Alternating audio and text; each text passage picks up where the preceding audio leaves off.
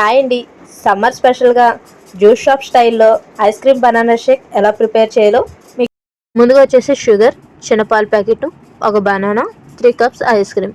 బనానాని అయితే చక్రాల కింద కట్ చేసి వేసుకోవాలండి. ఫుల్గా అలా వేసేసుకున్నా అంటే బ్లాక్గా వచ్చేస్తుంది షేక్ అన్నది. ఇప్పుడు ఫుల్ పాల ప్యాకెట్ అయితే వేసేసుకోవాలి.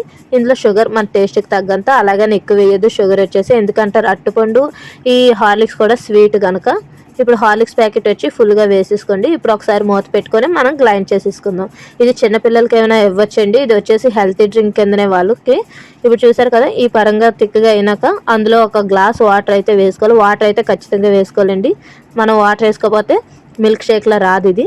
ఇప్పుడు వచ్చేసి 2 కప్స్ ఐస్ క్రీమ్ని ఒక కప్ పక్కనెట్టేసి 2 కప్స్ వేసుకొని దాన్ని కూడా ఒక 5 మినిట్స్ అంటే 5 మినిట్స్ గ్రైండ్ చేసుకొని వెంటనే తీసేసుకోవాలండి. తీసుకొని మనం ఎందులో అయితే సర్వ్ చేయాలనుకుంటున్నామో దానికి హెసన్ సిరప్ తోటి డెకరేట్ చేసుకొని మనం చేసుకున్న జ్యూస్ని అందులో వేసుకొని మనం ముందుగా పక్కన పెట్టుకున్న ఐస్ క్రీమ్ కప్ ఉంది కదండి, ఆ ఐస్ క్రీమ్ కప్ కూడా దాంట్లో వేసేసుకొని దాని మీద కూడా ఇలా డెకరేట్ చేసి మనం సర్వ్ చేసామంటే కనుక ఏ జ్యూస్ షాప్లో దాన్ని ఖచ్చితంగా అడుగుతారండి.